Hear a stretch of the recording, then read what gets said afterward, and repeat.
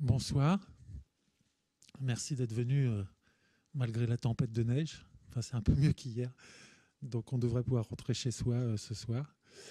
Donc, c'est une conférence pour ceux qui ont suivi le cycle. C'est pour ça que vous êtes si peu nombreux aujourd'hui, qui avait été annulé parce qu'il n'y avait plus de train. C'était en pleine grève des transports. Il n'y avait plus de train de Genève, d'où vient Christophe Lovis. Donc, elle paraît un peu flotter dans l'hyperespace comme ça, mais en fait, c'était si vous vous rappelez, une conférence qui était inscrite dans un cycle qui s'appelle Nouvelle Terre en vue, pour ceux qui ont vu les deux premières conférences, puisque celle-ci était la troisième, qui est consacrée aux exoplanètes et qui est consacrée également à une recherche particulière au niveau des exoplanètes, la recherche d'une exoplanète habitable, hein, entre guillemets. C'est un peu la grande recherche en ce moment.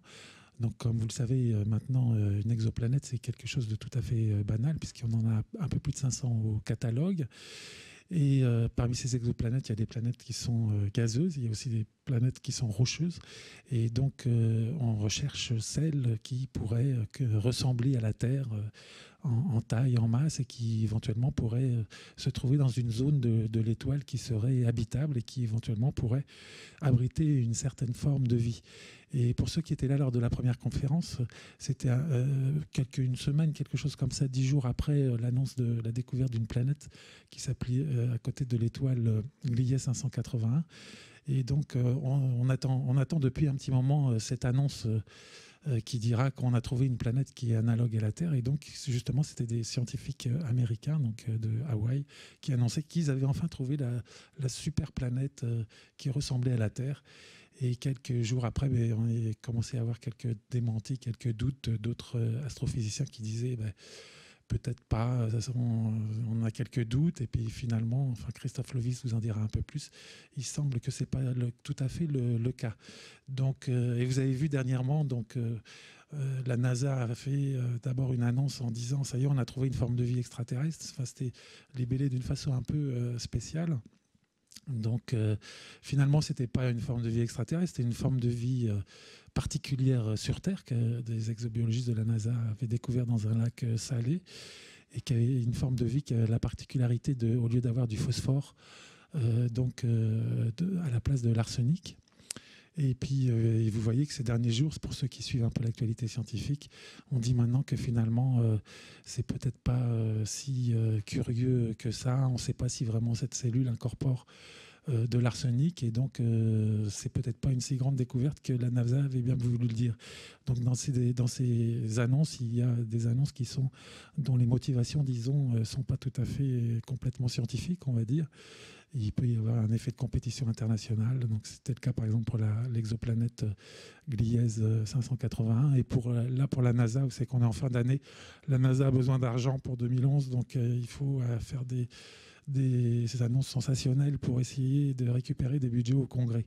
Donc, voilà, c'était juste simplement pour faire rappeler un peu de vigilance par rapport à ce qu'on peut annoncer dans les médias. Mais certainement que très prochainement, on va annoncer donc une planète, la découverte d'une exoplanète qui sera analogue à la Terre, certainement dans un avenir relativement proche. Et donc c'est pour ça qu'on a donc invité Christophe Lovis, de l'Observatoire de Genève, pour nous parler de cette recherche d'une planète analogue à la Terre, sachant que Christophe a été aussi dans les médias au mois d'août, puisqu'il a annoncé, il vous en parlera certainement, un système planétaire qui dispose de 7 exoplanètes. Donc jusqu'à ce jour, c'est le système le plus fourni, c'est ça qu'on ait découvert, un système d'exoplanètes. Voilà, donc 3/4 d'heure, 1 heure de conférence, et ensuite vous aurez la possibilité de poser des questions ou de faire des commentaires. Bonne conférence, à tout à l'heure.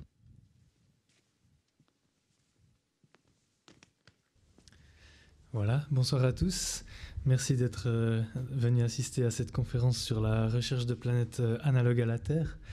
Vous me pardonnerez mon accent suisse, j'espère. Alors, comme on l'a dit dans l'introduction, on va ici s'intéresser plus particulièrement aux planètes qui ressemblent à notre Terre. Mais pour commencer, on va peut-être faire un rapide tour d'horizon pour déjà définir un peu mieux qu'est-ce que ça signifie analogue à la Terre. Alors, pour commencer, on va s'intéresser aux planètes qu'on connaît le mieux et de loin, c'est-à-dire les planètes de notre propre système solaire, que vous connaissez sans doute. Elles sont ici dans l'ordre à partir du Soleil, donc Mercure, Vénus, la Terre, Mars, Jupiter, Saturne, Uranus et Neptune. Vous savez certainement que Pluton a été récemment dégradé de son rang de planète pour devenir une planète naine. C'est une nouvelle catégorie qui a été inventée par l'Union astronomique internationale récemment. C'était pour vraiment marquer la différence disons, dynamique et de taille aussi de Pluton et des autres petites planètes par rapport aux planètes majeures. Et donc, je dirais qu'un premier critère de sélection pour savoir si une planète est analogue à la Terre ou pas, ce sera évidemment la taille et la masse. Ou même, disons, la masse, en astrophysique, comme d'habitude, c'est une des propriétés fondamentales de tout objet. Et c'est effectivement le critère peut-être le plus déterminant qu'on va utiliser pour savoir si une planète se rapproche de notre Terre ou pas. Donc très rapidement, dans notre système solaire, vous savez qu'en gros, on distingue deux catégories de planètes. Les planètes dites telluriques d'abord, au nombre de 4, Mercure, Vénus, Terre et Mars, que vous voyez ici. Leurs tailles sont à peu près correctes les unes par rapport aux autres. Donc elles sont telluriques, c'est-à-dire tout simplement qu'elles sont solides. Elles ont une surface solide, elles sont faites essentiellement de roches.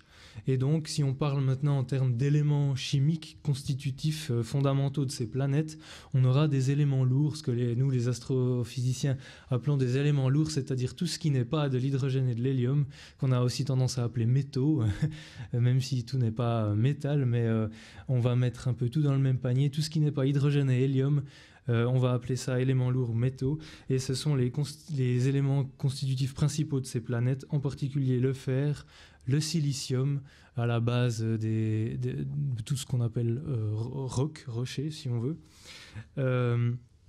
Donc, ce sont les constituants principaux de ces 4 planètes.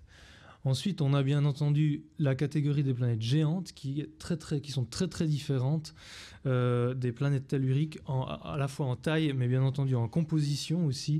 Donc, on a ici quelques images de Jupiter. Donc, de quoi sont faites ces planètes géantes? Comme vous le savez certainement, elles sont faites essentiellement d'hydrogène et d'hélium, les deux éléments de loin les plus abondants dans notre univers. Et ici, on a une image assez intéressante d'un gros plan sur Jupiter avec en avant-plan son satellite Io, qui est, lui, une lune, donc, qui est une lune solide, faite essentiellement de silicates, de roches, avec peut-être aussi de la glace. Dans le cas des satellites de Jupiter, ils sont constitués en grande partie aussi de glace. Enfin, ça dépend lesquels, dans quelle proportion, etc. Mais donc on a vraiment ici le contraste entre ce qu'on appellerait un corps rocheux, un corps tellurique et une planète géante. Dans la catégorie planète géante, on a bien entendu Saturne aussi, qui est presque aussi, pas tout à fait aussi grosse que Jupiter, mais aussi faite d'hydrogène et d'hélium pour l'essentiel. Ce sont donc des boules de gaz essentiellement qui n'ont pas de surface solide, si on veut. Saturne est par ailleurs entouré d'anneaux, comme vous le savez, qui sont faits de très petits cristaux de glace, principalement, qui sont très réfléchissants, et même donc si on n'en a qu'une fine couche, ils réfléchissent tellement bien la lumière du soleil que ça les rend très faciles à observer et très faciles à voir. Ensuite, voilà encore un gros plan de Saturne. Ensuite, on a les planètes Uranus et Neptune qui sont dans une catégorie un tout petit peu à part. On les range dans la catégorie des géantes gazeuses, mais en fait, on les appelle plutôt géantes de glace. C'est plus précis, tout simplement parce qu'elles sont effectivement en apparence faites d'hydrogène et d'hélium, mais c'est leur enveloppe qui est faite d'hydrogène et d'hélium, et elles ont en fait un gros cœur. Elles sont formées non pas en majorité d'hydrogène et d'hélium, mais bien en majorité de glace et de roches dans leur centre. Et donc en fait, on les range dans une catégorie un tout petit peu à part, qu'on va appeler géantes de glace, et dont je vais reparler abondamment plus tard, puisqu'on en détecte de plus en plus de ces géantes de glace autour d'autres étoiles. Juste pour confirmer ce que je viens de dire. On a ici un schéma de la structure interne typique d'une planète tellurique. Ce sont des planètes différenciées, c'est-à-dire qu'au cours de leur formation, elles se sont structurées en différentes couches avec les éléments les plus denses qui se trouvent au centre et les éléments les plus légers vers l'extérieur. Donc on a typiquement toujours un cœur de fer entouré d'un manteau et d'une croûte.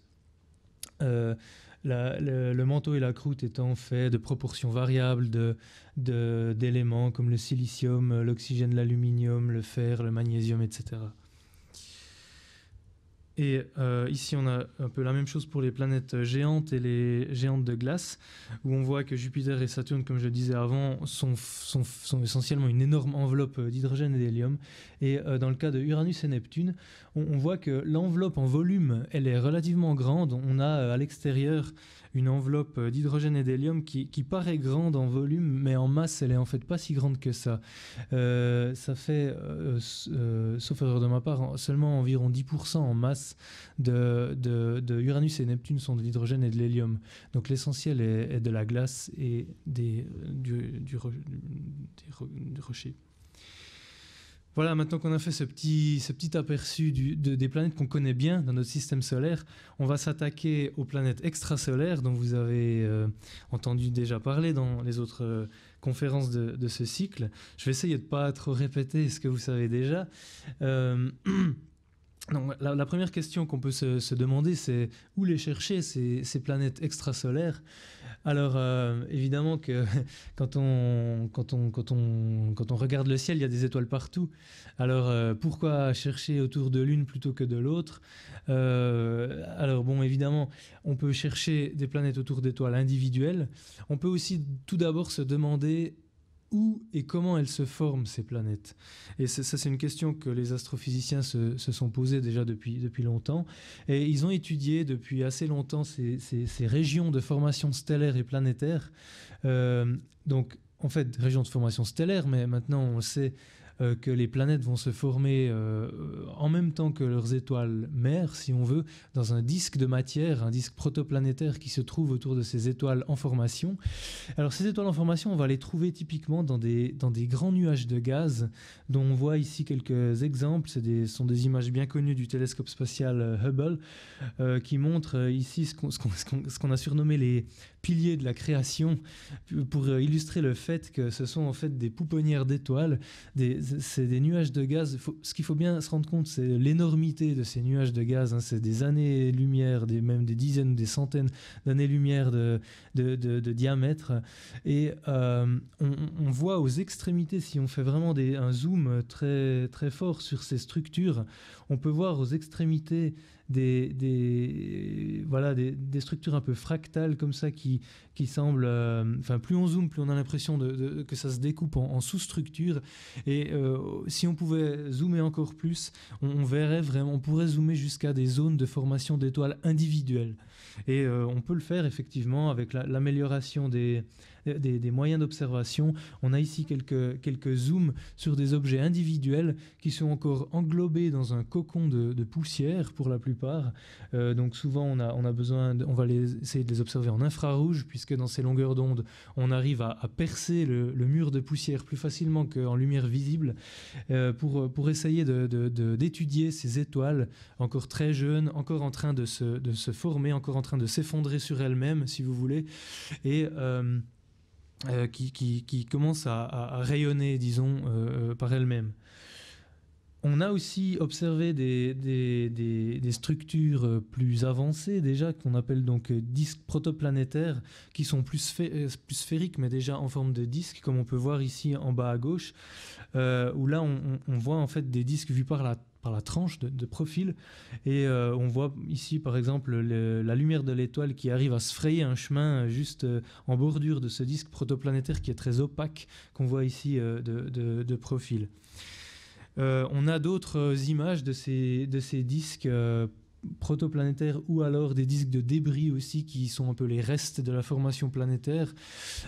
Ici, on a une étoile assez connue qui s'appelle Beta Pictoris, qui est justement la première étoile autour de laquelle on a pu photographier ce genre de structure. Alors ici, l'étoile elle-même est au centre, elle a été masquée par un dispositif optique qu'on appelle un coronographe qui nous permet de masquer l'étoile pour ne pas être aveuglé par sa propre lumière et de pouvoir essayer d'étudier les structures qui se trouvent autour. À nouveau ici, on observe un disque vu de profil autour de cette étoile, qui est donc une étoile jeune. Ici, on a une vue d'artiste encore de ces disques protoplanétaires où on a actuellement, c'est un sujet de recherche très actuel, de savoir qu'est-ce qui se passe dans ces disques protoplanétaires, comment exactement on passe de l'état de poussière à l'état de planète formée. Donc au départ, on a du gaz et de la poussière dans ces disques, principalement du gaz, un peu de poussière, et par quel processus on va arriver à des planètes telluriques, à des planètes géantes, à quel endroit dans le disque elles vont se former, est-ce qu'elles vont bouger dans le disque au cours de leur formation, sur quelle échelle de temps tout ça va se faire, etc. C'est vraiment un sujet très actuel, et les découvertes de planètes extrasolaires d'un côté, les observations de disques protoplanétaires de l'autre permettent de contraindre de plus en plus et de nous aider à comprendre de mieux en mieux comment ces planètes se forment. Mais c'est pas trivial du tout. Il y a beaucoup de physique qui se passe là-dedans. On doit prendre en compte beaucoup de phénomènes pas faciles à modéliser. Et donc on est encore, je dirais, si on veut être un tout petit peu honnête, on est encore assez loin d'avoir une image réaliste et globale de la formation planétaire dans ces disques. Alors, moi je suis... Donc ça c'est un job de théoricien, évidemment, de développer des modèles qui permettent d'expliquer la formation de ces planètes. Moi, je suis plutôt un observateur, et par la suite, je vais vous montrer en quoi consiste notre travail d'observateur, et en particulier, comment on arrive à détecter ces planètes qui nous permettront de mieux comprendre. Une fois qu'on aura constitué un échantillon suffisant, c'est toujours la même chose en science, quand on comprend... Au départ, on essaie de collectionner le plus possible, d'obtenir le plus de connaissances possible pour aider les modèles théoriques à expliquer les différentes choses. Alors, maintenant, je vais passer à un volet un peu plus observationnel. Comment on fait pour détecter ces planètes ? La chose qui paraît la plus évidente, ce serait simplement de choisir des étoiles, de les observer et de regarder si autour des étoiles, on voit des planètes. Alors ça s'appelle, on va appeler ça imagerie directe. C'est la technique la plus évidente à laquelle on peut penser, mais malheureusement c'est la plus compliquée. Et c'est une technique qui commence de fonctionner, qui a produit des résultats ces dernières années, mais c'est loin d'être gagné en termes de détection de planètes analogues à la Terre. Pourquoi ? Parce qu'on fait face à deux défis techniques majeurs. C'est d'une part la luminosité de l'étoile qui est aveuglante, totalement aveuglante comparée à la luminosité des planètes qui se trouveraient autour. Et d'autre part la distance angulaire, la distance sur le ciel, si vous voulez, entre l'étoile et les planètes qui pourraient lui tourner autour. Les étoiles sont tellement loin que les planètes qui leur tournent autour apparaissent tellement proches sur le ciel que avec les télescopes actuels, on a vraiment du mal de séparer les deux objets, l'étoile et ses planètes. Ne serait-ce qu'à cause d'un phénomène atmosphérique qui s'appelle le seeing, qui est simplement la turbulence atmosphérique qui brouille les images des étoiles et qui fait qu'on n'arrive pas à avoir une image bien nette de notre étoile, mais ça va plutôt ressembler à une sorte de patatoïde, comme on voit ici, cette espèce d'amas de bleu et de rouge ici, c'est en fait à quoi ressemble l'image d'une étoile vue à travers l'atmosphère terrestre. Et donc ça nous empêche de voir les détails très proches de l'étoile. Et donc ces deux obstacles techniques sont très difficiles à surmonter. On a besoin de mettre sur pied des systèmes très complexes d'optique adaptative, de miroirs déformables qui sont capables de se déformer plusieurs milliers de fois par seconde pour compenser la turbulence atmosphérique et pour permettre d'atteindre la résolution nécessaire. L'autre option, c'est d'aller dans l'espace où on n'a pas de turbulence. Mais là, après, il faut aussi, pour avoir la résolution spatiale suffisante, suffisante. Alors là, on a besoin d'un miroir de télescope très grand parce que la résolution, elle va dépendre du miroir de l'optique qu'on utilise. Et alors sur Terre, on arrive actuellement à faire des télescopes de 8 mètres, de 10 mètres même, voire plus. Par contre, évidemment, tout ce qu'on envoie dans l'espace coûte extrêmement cher et envoyer un télescope de 10 mètres dans l'espace, c'est extrêmement cher. On ne l'a encore jamais fait. Hubble a un miroir de 2,40 m, ce qui rien qu'à cause de ça, l'empêche de... Ouais, enfin, on se heurte à une limite physique insurmontable liée à la taille de ce miroir de 2,40 m. Voilà. Donc juste pour dire quand même que tout récemment, on a eu des résultats assez remarquables.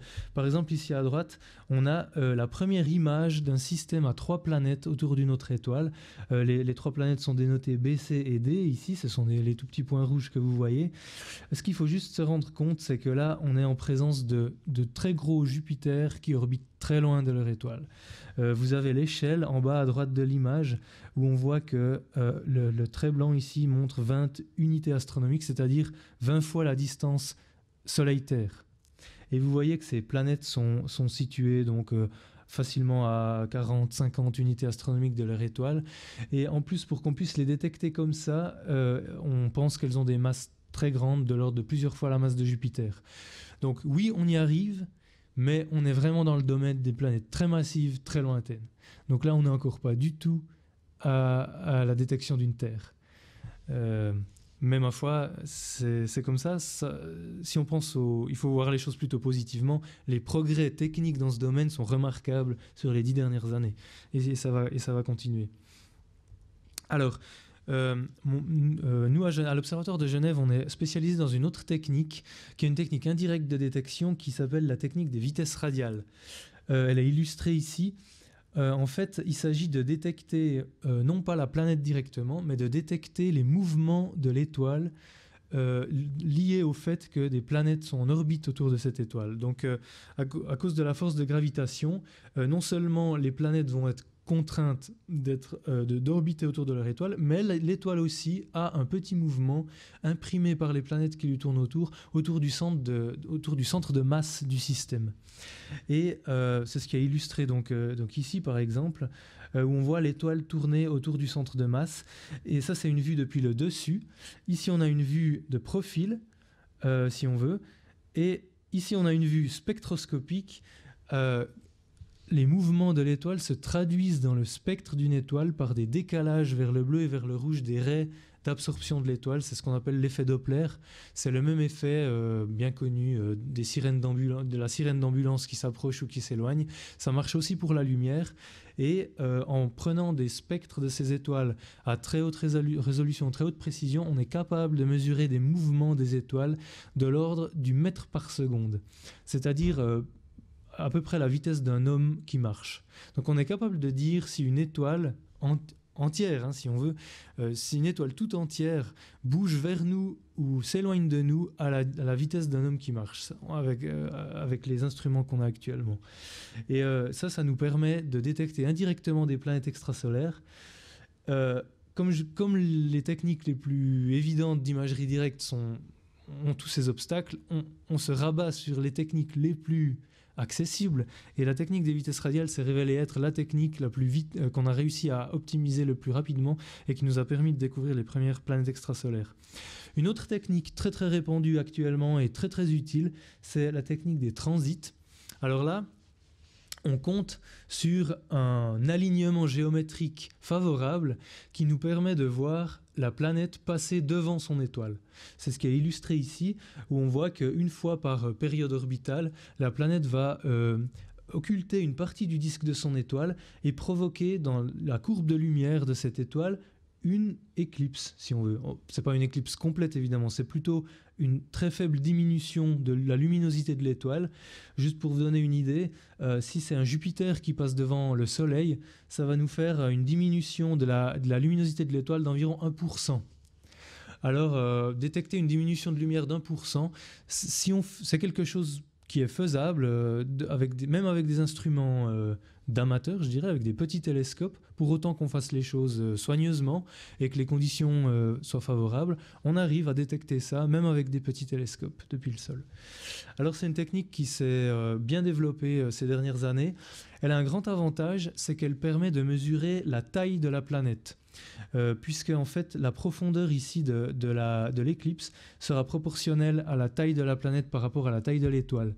Donc grâce à cette technique, on arrive à accéder à la taille en kilomètres, si vous voulez, de la planète, alors que, j'ai oublié de le mentionner, avec la technique des vitesses radiales, on obtiendra sa masse. Puisque ici on arrive à... Le mouvement de l'étoile sera proportionnel à la masse de la planète qui oblige l'étoile à faire ce mouvement autour du centre de masse. Alors en combinant les deux techniques, on arrive à avoir à la fois la masse et le rayon de la planète, ce qui est déjà énorme comme information, puisque ce sont les deux propriétés principales, si on veut, d'un objet céleste. Si on a sa masse et son rayon, on peut avoir sa densité, par exemple, qui va déjà nous donner une indication si la planète est faite de roches, de fer, de gaz, de glace, etc. Voilà, alors maintenant, juste pour vous illustrer un peu comment on fait ces recherches, avec quels instruments. Alors, nous, par exemple, à l'Observatoire de Genève, on travaille énormément à l'Observatoire de La Silla, au Chili, qui est un observatoire construit par l'ESO, l'Observatoire européen austral, qui est l'organisation internationale européenne pour l'astronomie dans l'hémisphère sud, et dont vous avez probablement déjà entendu parler. Et là, donc, on a des instruments, en particulier... donc ça, c'est une vue générale du site de la CIA. Bon, je passe un tout petit peu vite là-dessus. Juste pour vous dire qu'on a 2 spectrographes de haute précision qui nous permettent de faire des vitesses radiales précises à la CIA. Un spectrographe qui s'appelle Coralie, qui est monté sur un télescope d'1,20 m, qu'on voit ici, qui est un télescope de l'Observatoire de Genève, et un autre instrument qui s'appelle ARPS, le voilà, qui est installé sur le télescope de l'ESO de 3,60 m de la CIA. Et cet instrument ARPS, ici, on voit en fait la cuve à vide qui protège l'instrument, parce que pour qu'il soit très précis, on l'a mis sous vide pour qu'il soit moins sensible aux variations environnementales. Cet instrument est actuellement l'instrument le plus précis du monde pour la mesure de vitesse radiale. Il arrive à des précisions en dessous du mètre par seconde. Et donc grâce à cet instrument qui est opérationnel depuis environ 8 ans maintenant, on arrive à détecter maintenant des planètes de plus en plus petites, des planètes qui s'approchent justement de planètes telluriques. Donc on va en parler tout à l'heure. Alors juste pour finir, cet instrument c'était le fruit d'une collaboration entre différents instituts suisses et français, et l'ESO évidemment, et c'est vraiment l'exemple d'une collaboration très, qui a rencontré beaucoup de succès entre différents instituts au niveau européen. Vous avez aussi peut-être entendu parler du Very Large Telescope. Ce sont les 4 télescopes de 8 mètres qui se trouvent aussi au Chili, mais sur un autre site, l'observatoire de Paranal. Et ces 4 télescopes permettent aussi de rechercher des planètes, par exemple par la technique des transits, par le biais de nouveaux instruments qui sont actuellement installés sur ces télescopes. Voyons maintenant un peu à quoi ressemblent toutes ces planètes qu'on a détectées jusqu'à aujourd'hui. On mentionnait avant dans l'introduction qu'on en connaît environ 500 aujourd'hui. On va juste refaire un petit retour en arrière. En 1995, pardon.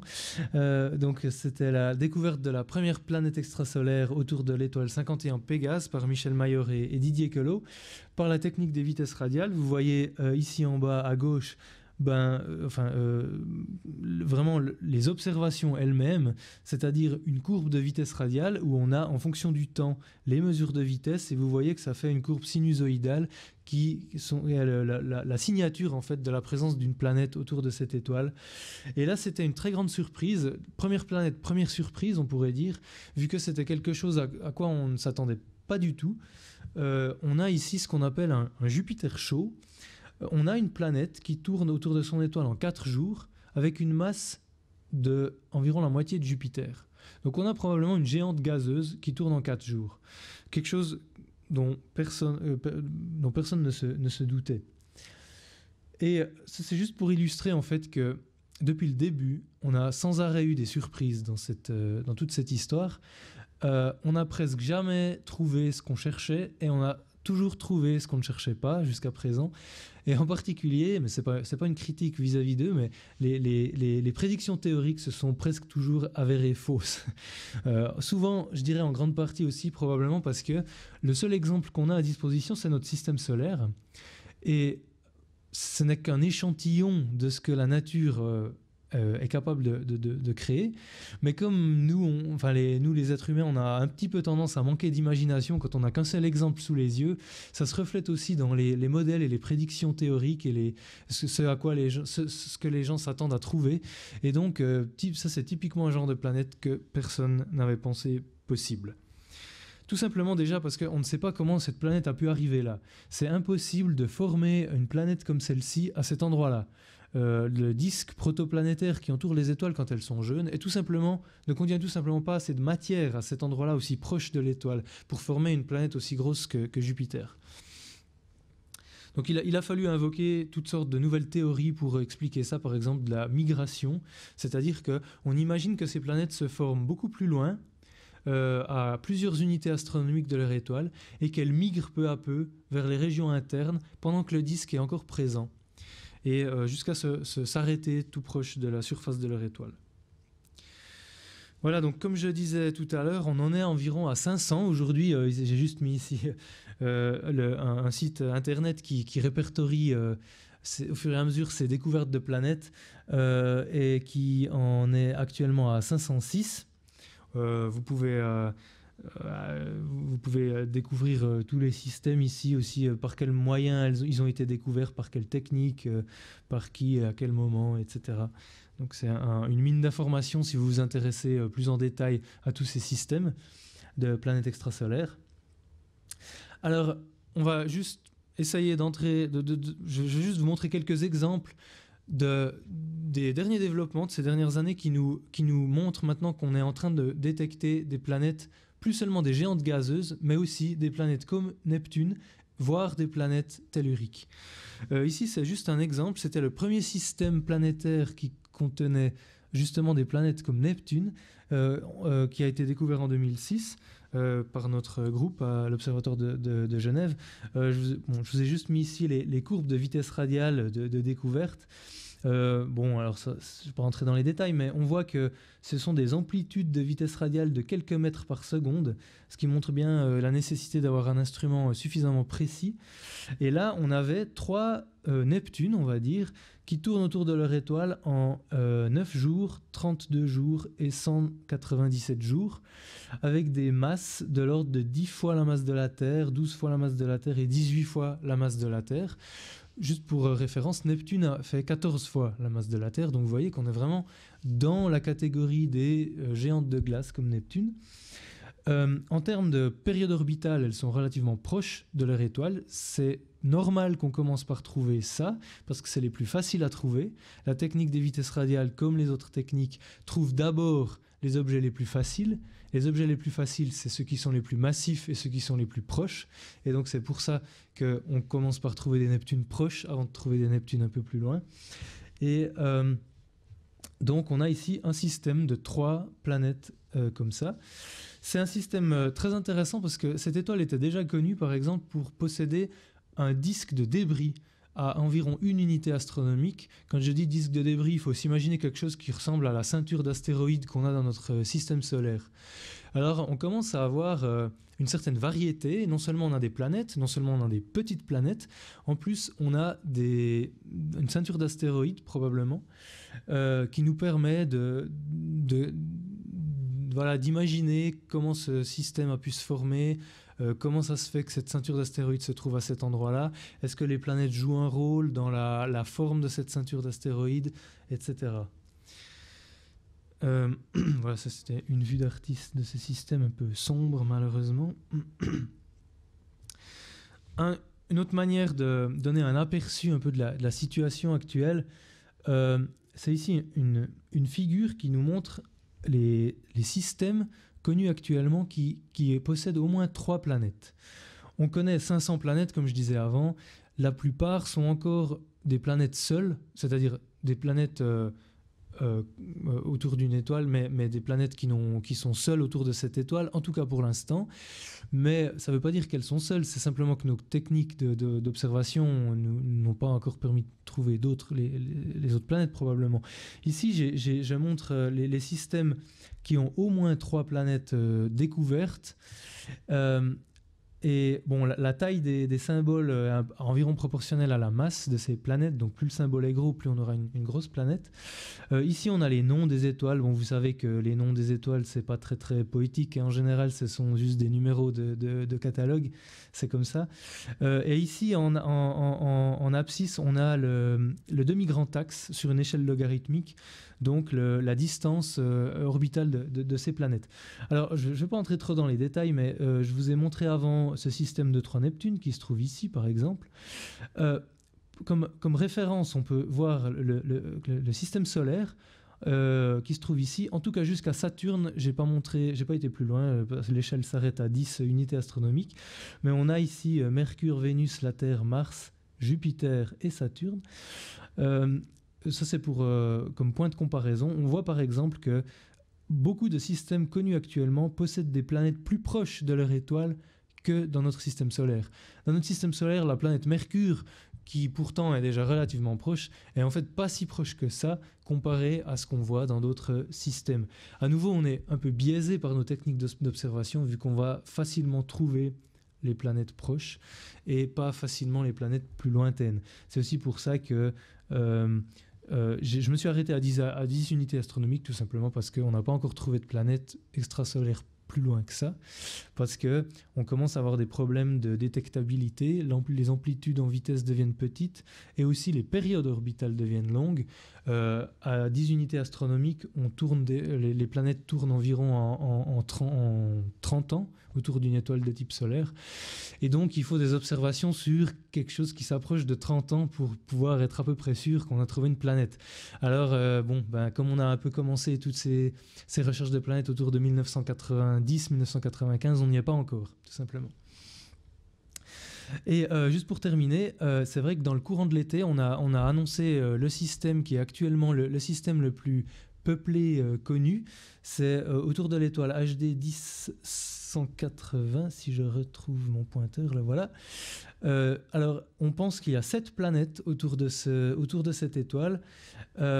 D'après les tailles des objets, vous pouvez voir ici que ce sont des planètes de la taille de Neptune environ. Ce sont des géantes de glace. Excepté la plus extérieure qui est un petit Saturne, disons, qui est probablement une géante gazeuse. Et on en a trouvé 7 d'un coup. Ce qui tend à montrer que plus on cherche, plus on trouve. C'est-à-dire que probablement plus ou moins toutes les planètes ne sont pas isolées, mais se trouvent dans des systèmes planétaires. Et il s'agit de les observer, il s'agit d'accumuler suffisamment d'observations pour les détecter, tout simplement. Voilà. Alors maintenant, passons au sujet central de cette conférence, la chasse aux planètes habitables, voire habitées. Bon, ça c'est encore une autre histoire. Alors, c'est vrai qu'il y a une très forte compétition actuellement. Vous pensez, évidemment, c'est un sujet qui passionne tout le monde, non seulement les scientifiques, mais aussi le grand public. Et ça, je crois que c'est, disons, je dirais qu'on a la chance de travailler dans un domaine où, en général, c'est relativement facile d'intéresser le grand public, puisque tout le monde s'est déjà demandé un jour ou l'autre, est-ce qu'il y a d'autres planètes comme la Terre? Est-ce qu'il y a d'autres planètes habitées dans l'univers? Est-ce qu'il y a d'autres formes de vie dans l'univers, etc. Et c'est d'autant plus intéressant qu'on vit à une époque où ces questions commencent on commence à pouvoir apporter des débuts de réponse à ces questions de manière scientifique pour la première fois, parce qu'on a des techniques d'observation qui commencent à être capables de répondre à ces questions. Et en ce sens-là, on vit une époque assez remarquable, je dirais. Alors, ici, on a une étoile qui a un nom un peu barbare, Gliese 581, qui est en fait une naine rouge. Et donc, c'est-à-dire une petite étoile froide, beaucoup plus petite que le Soleil. Alors, ces étoiles, elles ont des avantages pour nous en termes de technique de détection, parce que comme elles sont plus petites et moins lumineuses, les petites planètes sont plus faciles à détecter, et la zone habitable, c'est-à-dire la distance à l'étoile où la température pourrait permettre l'eau liquide, est plus proche de l'étoile. C'est-à-dire que c'est favorable pour détecter... les planètes analogues à la Terre sont beaucoup plus faciles à détecter autour de ce genre d'étoiles. Alors, donc, on observe, on a un certain nombre de ces étoiles qu'on suit régulièrement. Et cette étoile Gliese 581 a révélé jusqu'à aujourd'hui, enfin en tout cas en 2009, on a publié un papier qui annonçait 4 planètes autour de cette étoile. Dont 2 d'entre elles pourraient se trouver dans la zone habitable autour de cette étoile. Vous voyez ici sur ce graphique, on voit ici la distance des planètes à l'étoile, et puis ici on a la masse de l'étoile, mais en fait on n'a que 2 étoiles dans ce graphique, c'est ici le Soleil et ici Gliese 581, on a cette bande bleu foncé qu'on a un peu du mal de distinguer, qui montre un peu l'étendue et la localisation de cette zone habitable. Alors, dans le cas de notre système solaire, on voit que la Terre tombe à peu près au milieu, heureusement pour nous, de cette zone habitable. On est à environ 1 unité astronomique de notre étoile. Et par contre, autour de Gliese 581, alors, cette zone habitable s'approche à environ 0,1 unité astronomique, donc environ 15 millions de kilomètres plutôt que 150 millions de kilomètres.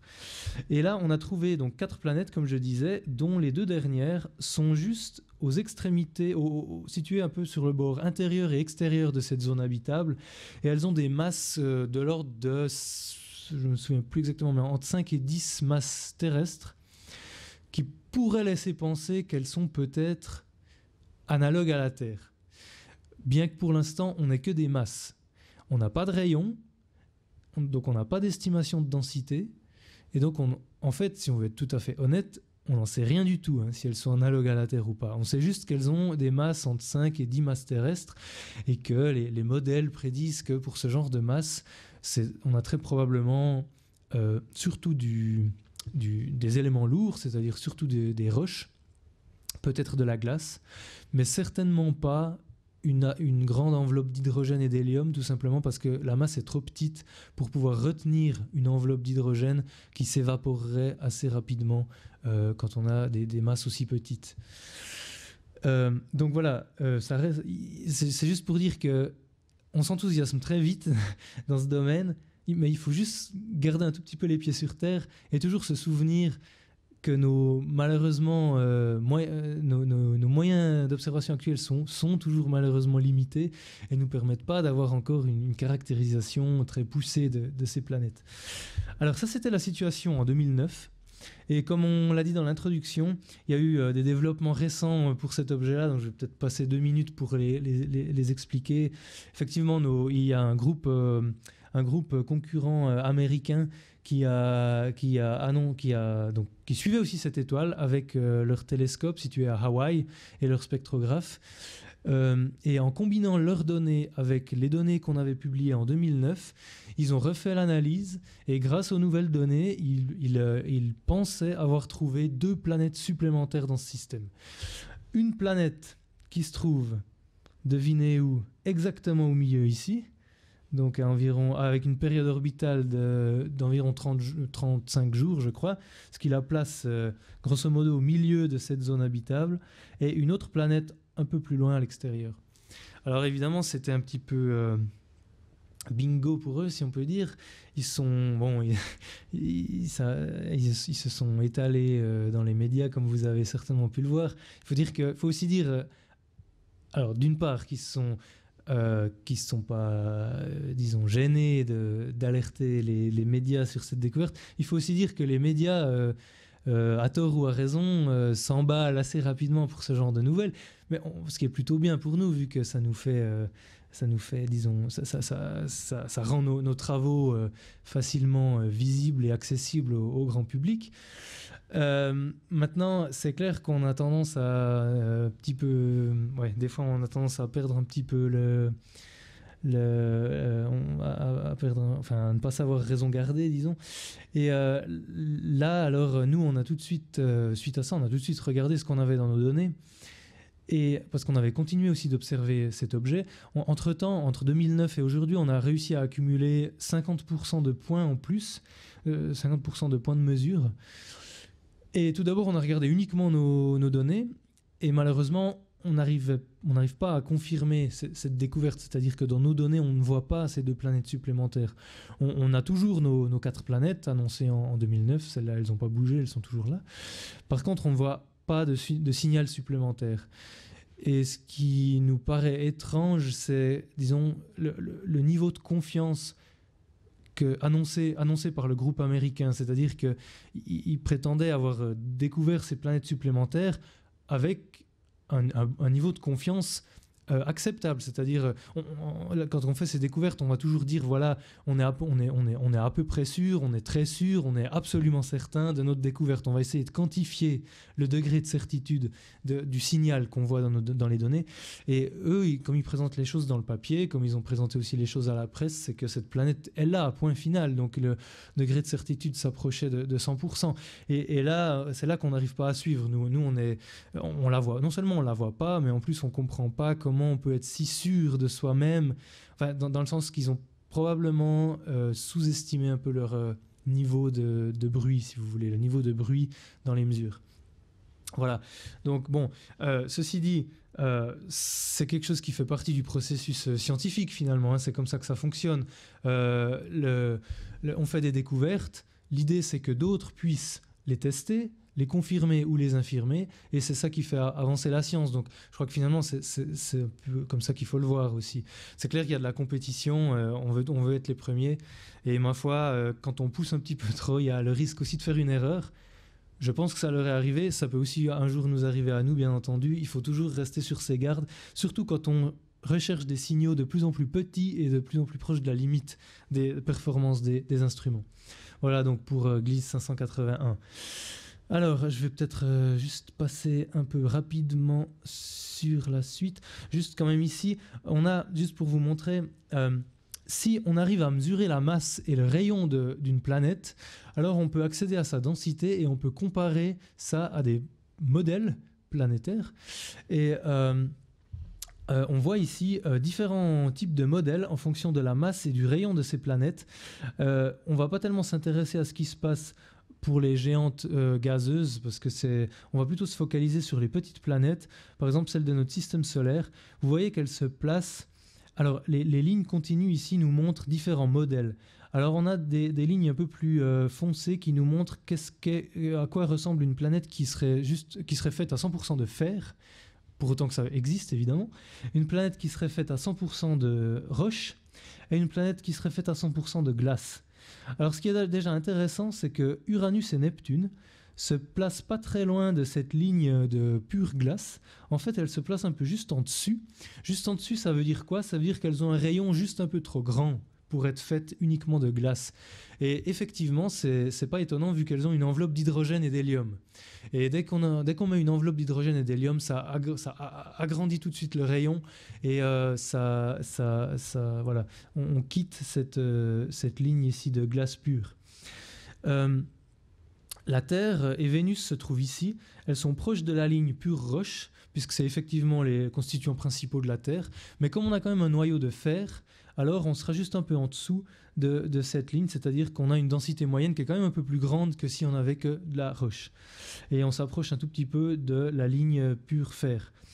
Mercure, on ne la voit pas très bien, mais c'est intéressant de le mentionner quand même.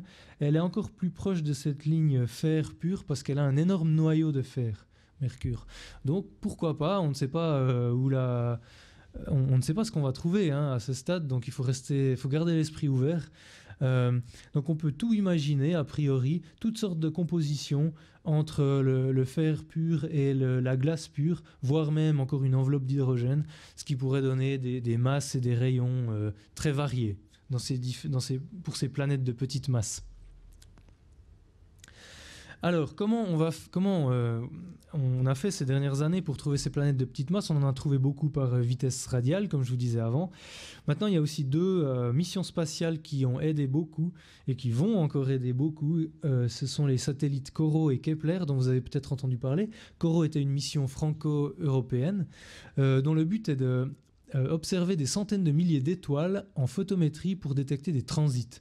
Donc ce sont des satellites qui utilisent la méthode des transits pour trouver des planètes. Et ensuite, depuis le sol, une fois qu'on a des candidats, on va suivre ces candidats avec des spectrographes, on va faire des vitesses radiales pour tenter de confirmer l'existence de ces planètes et mesurer leur masse. Donc COROT et Kepler donnent le rayon, les spectrographes au sol donnent la masse, comme ça on a déjà une caractérisation de ces planètes.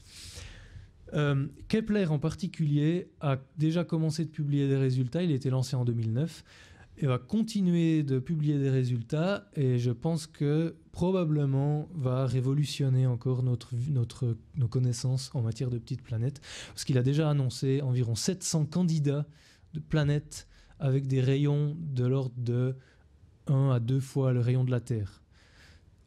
Pour l'instant, ils n'ont que les rayons. Pour l'instant, c'est que des candidats parce qu'ils n'ont pas encore les confirmations. Mais des objets qui ont 1 à 2 rayons de la Terre, c'est probablement la majorité d'entre eux, ce sont effectivement des petites planètes. Et il y en a 700. Donc d'ici l'année prochaine ou dans 2 ans, dans 3 ans, on aura probablement toute une population de petites planètes extrasolaires en plus qui va nous permettre de comprendre de mieux en mieux ces objets. Alors, comme ce sont des candidats trouvés par transit, Kepler et COROT vont aussi trouver d'abord, et presque uniquement d'ailleurs, des planètes proches. Parce que la probabilité de transit, elle dépend de la géométrie du système. Il faut que le système soit bien aligné par rapport à notre ligne de visée. Et pour que plus la planète est proche, plus c'est le cas. Et donc, ce sera difficile de trouver des planètes plus éloignées, par exemple à une unité astronomique comme la Terre. Peut-être que Kepler va en trouver quelques-unes, mais ça va être difficile. Donc, la première super-Terre, en fait, on appelle ça des super-Terres entre 1 et 10 masses terrestres. À faute de mieux, c'est le nom générique qu'on leur a trouvé pour l'instant. La première super-Terre dont on a pu mesurer à la fois le rayon et la masse a été justement trouvée par le satellite COROT. Il s'agissait de COROT 7 qui a été annoncé en 2009. Donc vous voyez que c'est un domaine vraiment en pleine expansion où il se passe quasiment tous les jours quelque chose, je dirais. On a ici les mesures du satellite COROT qui nous montrent le transit de cette planète devant son étoile. Alors là, ce qui change par rapport au Jupiter dont je vous parlais avant, c'est la profondeur de ce transit qui est ici de à peine 3/10 millièmes. Ça veut dire le flux de l'étoile baisse de 3/10 millièmes quand la planète passe devant. Et ça, c'est détectable uniquement depuis l'espace. L'atmosphère terrestre est trop turbulente pour nous permettre de faire ce genre de détection depuis le sol. C'est pour ça qu'on a besoin de satellites. Et donc COROT a réussi à trouver cette planète qui a un rayon de 1,7 fois le rayon de la Terre. Et avec le spectrographe HARPS, on a pu faire des mesures de vitesse radiale qui nous ont permis de contraindre sa masse à environ, je l'ai écrit ici, oui, environ 5 masses terrestres. Bien que cette mesure ne soit pas encore très précise parce que l'étoile nous pose des problèmes. L'étoile est relativement jeune et active et c'est difficile de faire des mesures précises. Mais donc on a ici un objet qui a un rayon d'environ 1,7 fois la Terre et une masse de 5 fois la Terre. On n'est pas encore à la Terre, mais on s'en approche quand même beaucoup déjà. Et ici, j'ai remis un diagramme masse-rayon qui nous montre, les deux traits rouges nous montrent la localisation probable de cette planète, COROT 7b, où on voit que en masse, où on voit que la masse et le rayon, si je retrouve mon pointeur, je l'ai perdu, tant pis, on voit que on est probablement proche d'une composition terrestre, c'est-à-dire une planète faite essentiellement de roches, probablement. Voilà, donc c'est très prometteur. C'est le premier candidat parmi beaucoup d'autres qui vont probablement suivre ces prochaines années. Il faut malheureusement pas s'enthousiasmer trop vite sur l'habitabilité de cet objet, puisque sa période orbitale est de 0,85 jours. Donc c'est une fournaise, on pense même que c'est peut-être une planète de lave, de roches fondues, tellement elle est proche de son étoile et tellement il fait chaud à la surface, plusieurs milliers de degrés. Voilà. En ce qui concerne le futur, les observatoires et les instruments du futur qui vont nous permettre de caractériser de mieux en mieux ces super-Terres et ces Neptunes.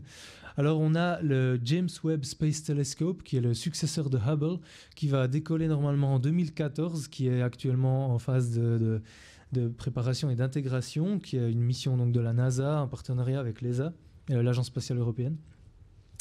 Ce sera un télescope avec un miroir de 6,50 m qui va travailler surtout dans l'infrarouge et qui, on l'espère, pourra, dans certains cas favorables, obtenir des mesures de la composition atmosphérique de planètes. Alors en tout cas des Jupiters, ça il va y arriver, ça, je crois que ce sera faisable. Et espérons-le aussi des planètes plus petites, des planètes peut-être telluriques. Ça va être plus difficile parce que plus la planète est petite, plus le signal de l'atmosphère de la planète va être difficile à détecter aussi. Mais ça, c'est clairement un instrument qui sera utilisé dans le futur proche pour en apprendre plus sur ces atmosphères planétaires. Au sol, on a des projets aussi à moyen terme, des projets gigantesques comme le télescope géant européen qui s'appelle European Extremely Large Telescope pour l'instant, il n'est pas encore vraiment baptisé, qui aura un miroir de 42 mètres de diamètre et qui sera équipé d'une optique adaptative qu'on espère très performante, qui permettra aussi certainement un certain nombre de détections directes de planètes extrasolaires, en tout cas des planètes massives, à voir pour des planètes de plus petite masse. Il sera aussi équipé de spectromètres très précis qui permettront peut-être d'analyser les spectres de planètes extrasolaires aussi. Ça, c'est à l'horizon 2020-2022, ça va dépendre un peu du budget évidemment. Ça a été budgétisé à environ 1,2 milliard d'euros pour l'instant. Et l'ESO, qui est donc le maître d'œuvre du projet, est en train d'essayer de rassembler le budget nécessaire pour lancer vraiment la construction de ce télescope géant. À plus long terme, on a des projets de mission spatiale, d'interféromètres spatiaux de plusieurs satellites volants en formation, capables de combiner plusieurs faisceaux pour gagner en résolution spatiale, pour pouvoir accéder à des détails de plus en plus fins et pouvoir, si possible, séparer étoiles et planètes. Mais ça, malheureusement, pour des raisons techniques, budgétaires, etc., ce ne sera probablement pas avant les années 2025-2030, c'est difficile à dire à l'heure actuelle. Voilà, et je terminerai juste par ce qu'on pourrait appeler le Graal de tout astrophysicien qui rêve d'étudier plus en détail ces planètes extrasolaires. On aimerait tous pouvoir faire la même chose avec ces planètes que ce qu'on fait tous les jours avec des étoiles, c'est-à-dire obtenir un spectre de ces planètes. Les astrophysiciens aiment beaucoup les spectres puisqu'il s'agit donc de décomposer la lumière dans ses différentes longueurs d'onde, ce qui nous donne une foule d'informations sur l'objet qu'on est en train d'étudier, sur sa composition, sur ses conditions physiques qui règnent sur cet objet. Et donc tout le monde aimerait pouvoir un jour avoir un spectre comme celui-là, qui pourrait être le spectre d'une planète extrasolaire tellurique, où on pourrait détecter dans l'infrarouge proche typiquement, mais aussi même dans le visible dans certains cas, des bandes d'absorption moléculaire des constituants de l'atmosphère, comme par exemple l'eau, l'ozone, le dioxyde de carbone, ce qui nous permettrait d'étudier très en détail la composition de l'atmosphère et peut-être de déduire d'avoir un premier indice sur si oui ou non il peut y avoir de la vie, des êtres vivants sur cette planète. Vous savez peut-être que l'atmosphère de la Terre a été elle-même complètement modifiée par la présence de vie, puisque par exemple la présence d'oxygène dans l'atmosphère de la Terre est liée, est la conséquence de la présence de la vie. Donc la détection d'oxygène et d'ozone dans l'atmosphère d'une planète extrasolaire serait un signe probable de la présence de vie. Voilà, je vous remercie de votre attention.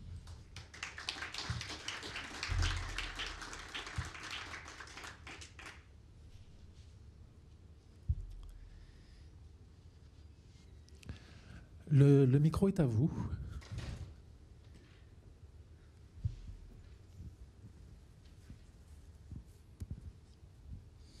Bonjour.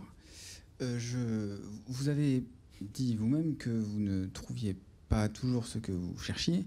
Est-il envisageable de tomber par hasard peut-être sur des planètes de type une combinaison en fait tellurique et gazeuse? Je posais la question au hasard, mais ça me semble une hypothèse peut-être envisageable au vu des éléments que vous présentez. Combinaison gaz, roche, peut-être. Tout à fait. Donc, je crois qu'à ce stade, il faut rien exclure. Donc, en général, on s'attend toujours, en tout cas, c'est la vue dominante actuellement, à ce qu'on ait une sorte de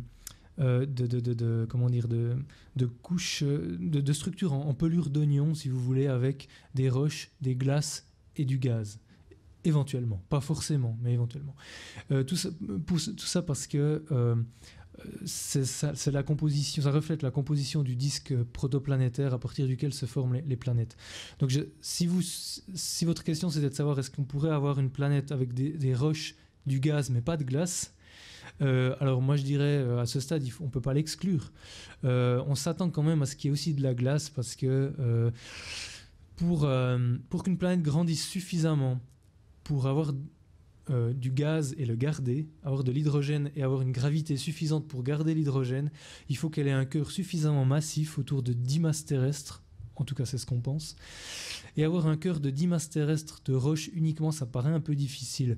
On a besoin de glace souvent c'est-à-dire que dans les disques protoplanétaires, on a deux zones en gros. On a la zone proche de l'étoile où la glace est sublimée, donc l'eau est à l'état de vapeur et ne peut pas participer au processus de formation des planètes. Alors qu'au-delà de ce qu'on appelle la limite des glaces, le H2O se condense en forme de glace. Et là, on a des cristaux de glace et ça peut participer à la formation des cœurs des planètes. Et comme la molécule d'eau est très abondante dans l'univers de manière générale, ça aide beaucoup à la formation de ces cœurs planétaires. Donc on a tendance à penser qu'on aura souvent de la glace aussi. Voilà.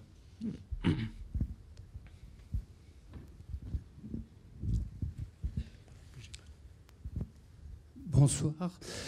Ce qui m'a surpris dans ce que vous avez dit, c'est la précision avec laquelle vous arrivez à déterminer la vitesse des planètes en se basant sur l'effet Doppler.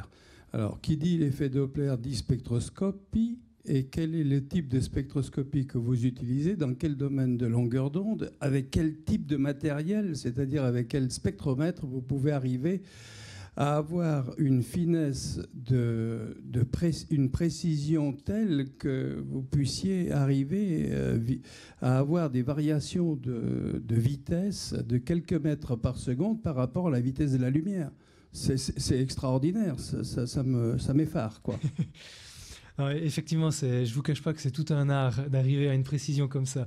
On pourrait refaire l'historique des spectrographes, des spectrovélocimètres en astronomie, où c'est très intéressant parce qu'on voit qu'au cours des 30 dernières années ou quelque chose comme ça, on a une succession de perfectionnements dans les instruments qui ont permis de gagner des ordres de grandeur en termes de précision, toujours parce que les gens avaient derrière la tête, il faut vraiment qu'on atteigne ces précisions en vitesse, ça va parce que on va pouvoir détecter des planètes, on va pouvoir déjà à la base c'était pour des étoiles binaires, des systèmes d'étoiles binaires évidemment, où là on a des amplitudes beaucoup plus grandes, mais après les gens ont voulu perfectionner ça avec ces idées derrière la tête. Et alors actuellement, si on veut, les spectrographes les plus perfectionnés travaillent pour l'essentiel dans le domaine visible.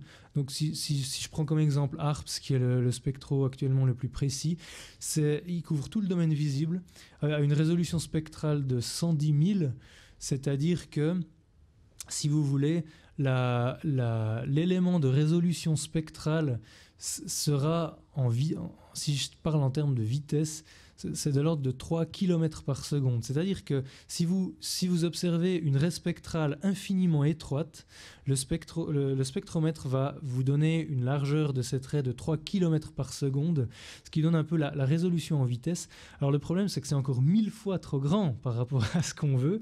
Alors ça paraît peut-être incroyable, mais on a réussi aujourd'hui, grâce au fait il y a plusieurs conditions, mais essentiellement grâce au fait qu'on n'a pas une seule raie spectrale, mais on en a des milliers. On utilise les milliers de raies spectrales qu'on a dans les spectres des étoiles, on les combine et on arrive à mesurer la position d'une raie moyenne, si vous voulez, à mieux que le millième de la résolution du spectrographe, grâce à la combinaison de ces milliers de raies qu'on utilise. Alors ça, c'est comment on fait pour avoir assez de signal. On utilise toutes ces raies. Maintenant, il y a encore plein d'autres astuces. En particulier, il faut une stabilité redoutable, une stabilité instrumentale redoutable pour pouvoir atteindre ce genre de précision, parce que n'importe quel... Il y a toutes sortes d'effets qui peuvent perturber la mesure. Tout simplement, par exemple, la pression atmosphérique. Si vous mettez votre instrument simplement à l'air libre, comme ça, le simple fait que les conditions météo varient, les basses pressions succèdent aux hautes pressions, etc., ça va faire dériver le spectre de l'étoile d'une manière... de plusieurs centaines de kilomètres par seconde, et tout ça vous devez le calibrer, parce que sinon donc c'est des effets qui sont gigantesques comparés à l'effet qu'on veut mesurer, et donc ça a nécessité des dizaines d'années, littéralement des générations d'astronomes, je dirais, pour pouvoir perfectionner les instruments à un niveau suffisant. Et quel type de spectromètre utilisez-vous? C'est des spectromètres transformés de Fourier à grille? Non, c'est des spectromètres échelle. Donc on a un réseau échelle qui nous permet d'atteindre ces très hautes résolutions, et c'est à dispersion croisée. Donc on a un réseau échelle qui nous permet d'obtenir les très grandes dispersions. Donc on travaille dans des ordres très élevés, et après on doit séparer ces ordres avec un deuxième élément dispersif qui permet de séparer les ordres de diffraction dans l'autre direction. Et comme c'est bien pratique dans le sens qu'on a de toute façon des détecteurs plus ou moins carrés actuellement, les CCD, des détecteurs CCD comme on a dans les appareils photonumériques, hein. Et donc ces spectromètres à dispersion croisée nous permettent de caser, si vous me permettez l'expression, le spectre visible d'une étoile sur un détecteur CCD de, disons, 4000 par 4000 pixels, à une résolution spectrale de 110 000, et voilà.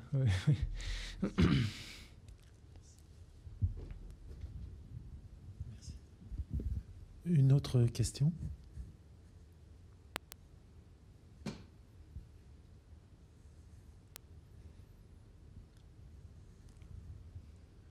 Profiter de sa présence.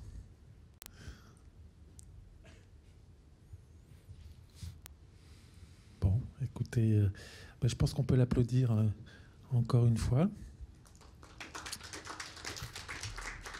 Voilà, donc c'était la dernière de l'année 2010. Donc je vous souhaite des bonnes fêtes de Noël et du jour de l'an, et donc à l'année prochaine pour le programme janvier-juin 2011 qui sera bientôt en ligne et qui, je pense, vous intéressera fortement. À bientôt, au revoir.